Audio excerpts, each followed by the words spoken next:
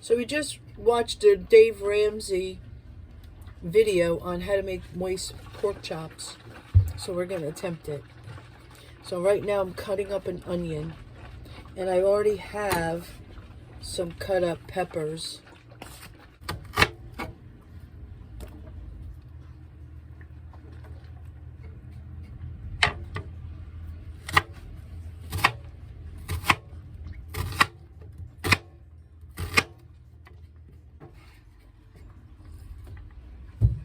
And now I'm going to get our cast iron pot out because it's not raining. So we're going to go outside and we're going to fry these up and add a little sugar to it and try to caramelize the onions and the peppers.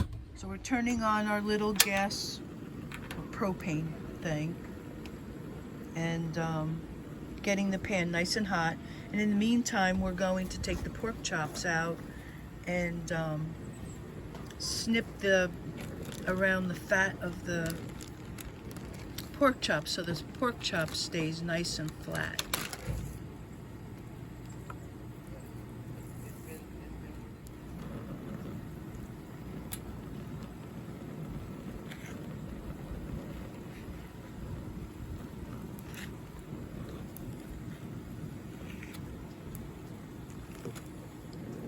Okay, now we're going to put the oil in the pan.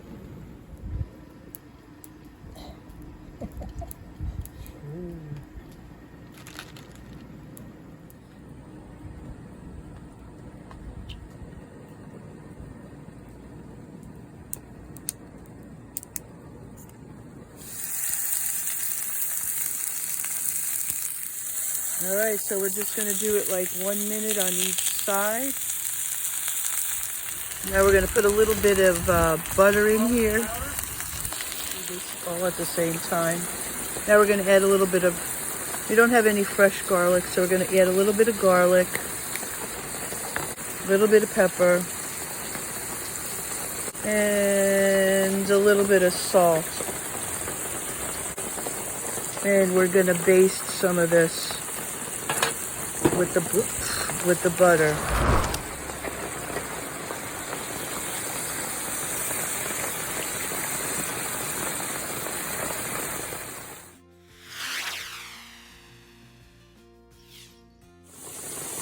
We added a few packs of sugar in here, and you can add more sugar if you'd like, just to sweeten it up. You can do it as taste.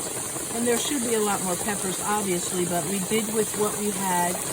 And I had some chopped up peppers that we were going to use in our eggs, but the recipe calls for peppers. So. But you know what? Do with what you got. This is almost done. We want the onions a little bit soft. That's why I keep stirring so they don't burn. Let your pork chops rest for about 5 to 6 minutes. So now the pork chops are rested. Yeah, see how the pan, the bottom of the pan is fairly clean? I guess the onions and the butter and stuff help deglaze it from the pork chop. Yeah. And here we have the finished product. Nice, moist pork chops with caramelized onions. A little sweetened on the, oh, it's really good. I cheated, I had a little taste. Peas and some creamed corn. All right, bon appetit. So I hope you liked that little recipe for the pork chops. They are very moist when you make it that way. And if you do make them, leave a little comment down there and let me know how you know, and or your family enjoyed it. Got a phone call from a friend of mine, and she said that she had some more vegetables for me. She had an abundant amount of little cherry tomatoes, big tomatoes, all kinds of stuff in her garden. And anytime that I want to go over there, I just go there and pick some stuff up. But anyway, recently they cleaned out their potato bin there, and they got an abundant amount of potatoes also. Not only did they get regular potatoes, they got some of the purple potatoes too. Not a lot, but some. So she gave me a bunch of these and this huge cucumber. Now, they've had cucumbers all summer long. There's still cucumbers going. And I've had some cucumbers and they're really, really good. She also had peppers and things of that. But she shared that with me. But she also told me of one of our mutual friends had some food who she was changing diets and couldn't eat some of the things that she had, and gave her a big box of food. So she pulled out a few things that she wanted. Her daughter pulled out a few things that she wanted. And then she said, if you want anything from the box, just take it and then I'll pass it on. Which I thought was a great idea, because I've heard of another YouTuber, At Home with Lynn Wilson. Please check that video channel out. Where that's what they do. They have a bunch of friends and family who share food that they don't want, because of one reason or another. Either they got an abundance of it, changing of diets. Have you ever noticed when you're trying to make something, some kind of a recipe, it always calls for like a quarter of a teaspoon of something, or half a teaspoon or something, and you got to buy this bag, regardless of how big or small it is. You got to buy, and you may not ever make that item again because you might not like it. Well, here's a couple of examples like that. First of all, xanthium gum. Now, I don't know how much this is, but I can't tell you how many recipes I've come across that I can't make because I don't have this. And I wasn't about to buy it. Anyway, I got a bag of this. So some of those recipes that I've been wanting to make, I can now make it. Now, I buy chia seeds because I like to make my own, I guess you'd call it diet jam, like strawberry jam, blueberry jam, although I can't eat blueberries anymore because of my diet.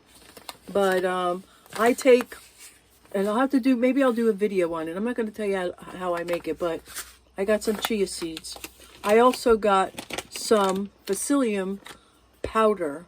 Now, I've bought psyllium seeds, but it actually calls for the powder, and I could never find it. Here we go, how God provides. Flaxseed, I always have flaxseed on hand, but I got another bag of that.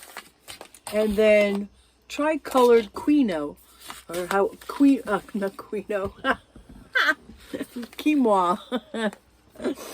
I can't believe I said that. But anyway, yeah, I do believe I said that. But also, here's a plus for me. I have not had almond butter in, like, I can't even imagine when. And so I got almond butter. And the best thing that I got was, today I was making myself my decaffeinated iced tea. And I took out the last pack.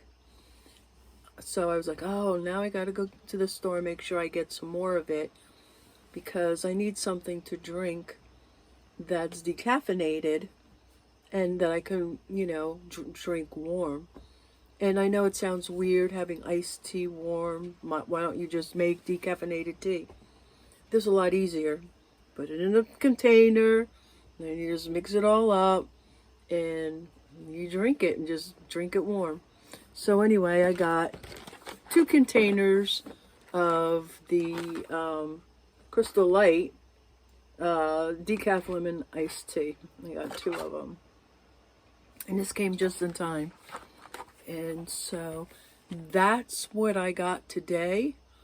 And I'm so happy that I got some of these different things here that I can make other recipes with that I could never make before, because I never bought the stuff because I didn't want to buy a bag just to have a spoon or 2 from it and maybe never using it again.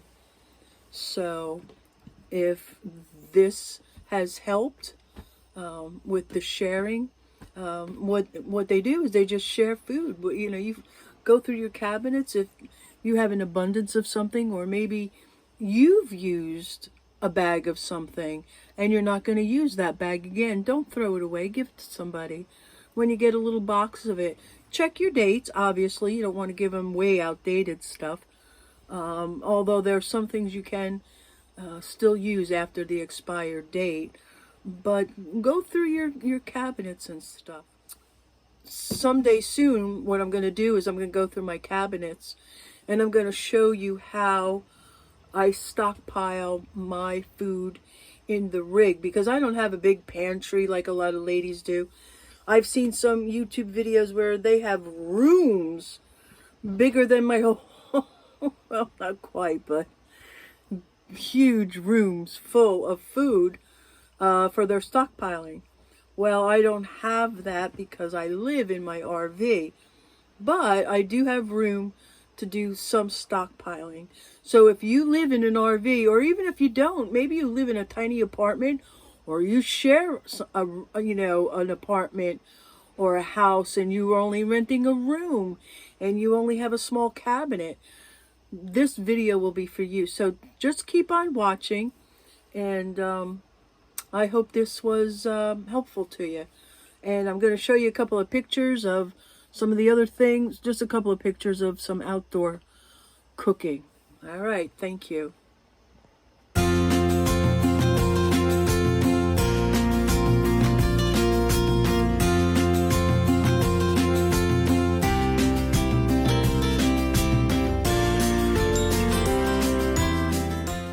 And don't forget, like, share, and subscribe to our channel.